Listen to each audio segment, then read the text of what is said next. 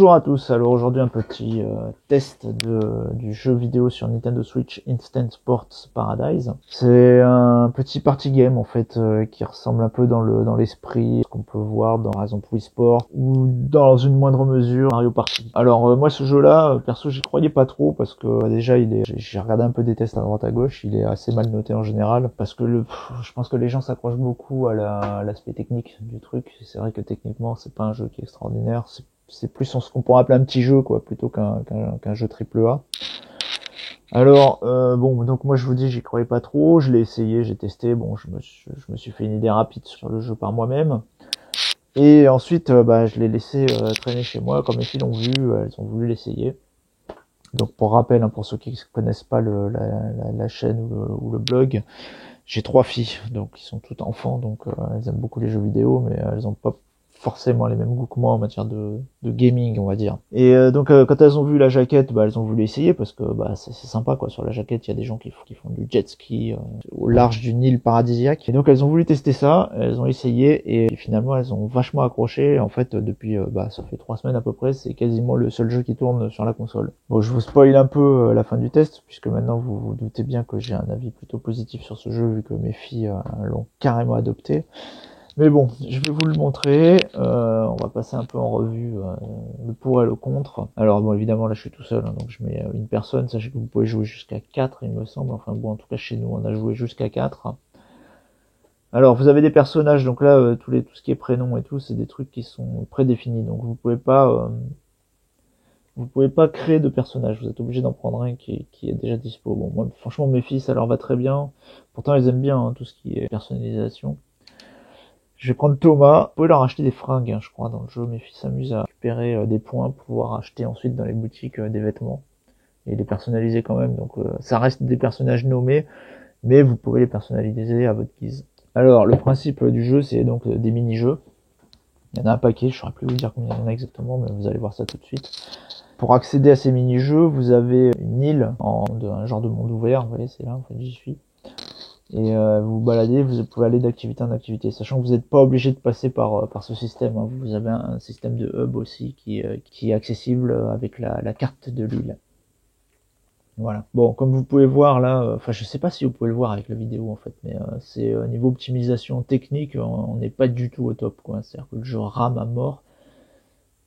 Là ça rame vraiment en fait. Je saurais pas vous dire à combien de FPS ça tourne, mais bon ça rame vraiment. Donc bon en plus il n'y a pas grand chose à l'écran, je sais pas comment ils se sont débrouillés, hein. Après je suis pas un expert de la Switch mais j'imagine que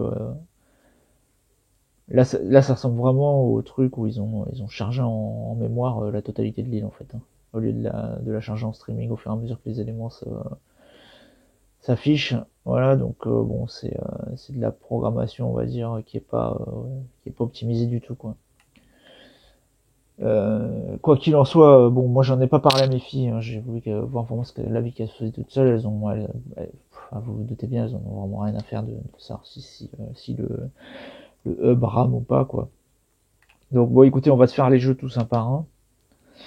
Alors, glace, faire le moyen, donc vous avez un parfum de glace qui est assigné à chaque bouton de la manette. On vous montre des modèles, et il faut que, s'il y a les glaces identiques au modèle, voilà, donc vous avez un timer, et puis il faut battre le score.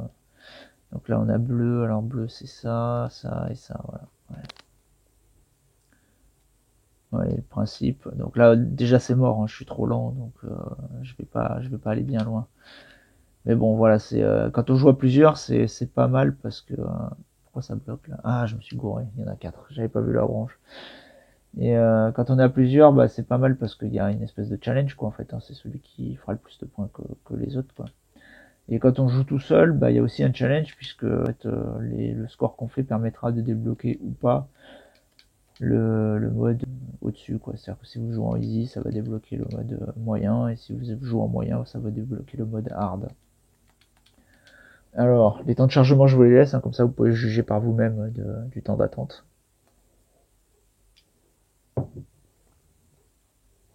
Bon, les jeux sont tous de cet acabit, hein, ça reste très simple. Il y en a quelques-uns qui sortent un peu, qui sortent du lot, comme par exemple le mini-golf, le tir à l'arc, qui sont un peu plus... le bowling est pas mal aussi, je trouve.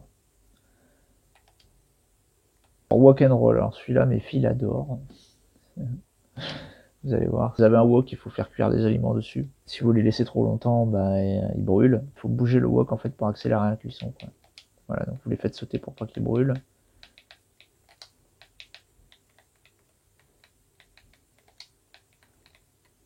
Voilà. Et j'ai tout fait tomber. Ok.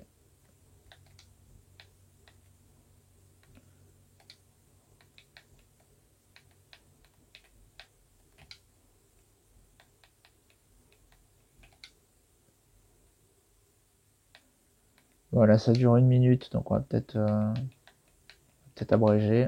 Je vais vous faire quand même un petit montage pour couper le hub dans le monde ouvert là, et puis les temps de chargement, parce que bon, vous avez vu de toute façon à peu près ce que ça donne. Ça va, hein, les chargements, franchement ça va. Mais si je vous laisse tout, ça risque d'être un peu pénible finalement à regarder, donc on va passer directement au jeu. Bon là, vous voyez, c'est un truc de surf là où il faut faire des figures. Alors attendez, c'est quoi déjà les boutons? Ils sont marqués sur le côté. Non, là faut juste tenir l'équilibre. On peut sauter et faire des figures quand on est sur les tremplins. Je vais essayer de vous montrer ça. Voilà, curieusement, vous voyez, ça rame pas du tout en fait, hein, là. Le truc est très très fluide. C'est vraiment le problème du monde ouvert là qui est trop ambitieux pour l'équipe de développement, je pense, qui fait ramer le truc. Parce que là ça va, hein, c'est vraiment fluide. Donc là voilà, vous dirigez le gars, là vous passez au-dessus ou en dessous des obstacles et vous récupérez les espèces de pièces d'or. Voilà, paf. Donc évidemment à plusieurs c'est bien plus fun, hein, parce qu'il y a la compétition, quoi. Là il n'y a pas du tout de compétition. Enfin c'est contre le score, quoi, mais bon là ça représente trop rien pour vous vu que vous venez de débarquer. Mais bon, voilà, vous voyez le genre. Bon, vous savez quoi, je crois que je vais pas vous montrer tous les jeux parce que la vidéo est déjà quand même assez longue là. Donc je vais sélectionner en fait les activités. Je vais vous montrer le tir à l'arc. Allez hop, on va vous montrer le tir à l'arc. Bon, sachez dans l'ensemble que, enfin c'est ce que je vous ai dit au début de la vidéo, hein, le jeu a eu beaucoup de succès en fait, donc il est vraiment fun. Je pense que les enfants s'amusent vraiment bien avec. À mon avis, c'est aussi le jeu idéal pour jouer. Si vous avez des amis qui sont pas du tout gamers qui débarquent chez vous, bah voilà, vous leur sortez ça, la prise en main est immédiate. Donc là-dessus, c'est vraiment, moi je trouve que c'est un point positif pour ce genre de jeu, quoi. Et autre point positif, je pense qu'il est aussi pas très cher à l'heure actuelle, parce que je l'ai vu à moins de 30 € sur Amazon, dans les 25 €, quelque chose comme ça. Si vous cherchez un petit jeu sympa qui peut vous permettre de passer des soirées cool avec des amis qui sont pas gamers ou avec vos enfants, bah voilà, franchement c'est l'idéal, quoi. Et si chez vous il y a une fratrie, comme chez moi là, et bah du coup ils peuvent s'amuser ensemble, et je vous assure que ça leur plaira, hein, parce que ici ça a vraiment marché. Pourtant c'est pas les jeux AAA qui manquent, hein, ici, hein. Franchement on a de quoi faire. Mais bon, elles ont vraiment accroché à ce jeu là, et là pour l'instant elles veulent plus le lâcher, donc je sais pas combien de temps ça va durer, mais voilà. Bon, vous voyez, il faut faire gaffe au vent et tout. Il y a quand même une petite difficulté dans le délire du tir à l'arc là. Bon, je vais vous montrer le mini-golf et après on va s'arrêter là. Voilà, bon, c'est un mini-golf, hein, donc il n'y a pas vraiment de secret. C'est toujours bon.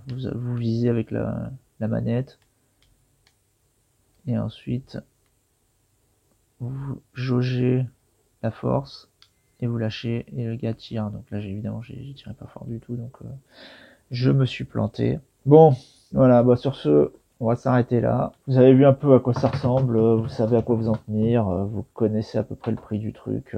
Enfin bon, les prix varient tout le temps, donc j'en sais rien en fait, hein, mais je vous conseille quand même, si vous êtes intéressé, de scruter un peu et prendre quand le tarif vous conviendra. Voilà, et j'espère que le jeu aura tant de succès chez vous que chez nous. Allez, bye.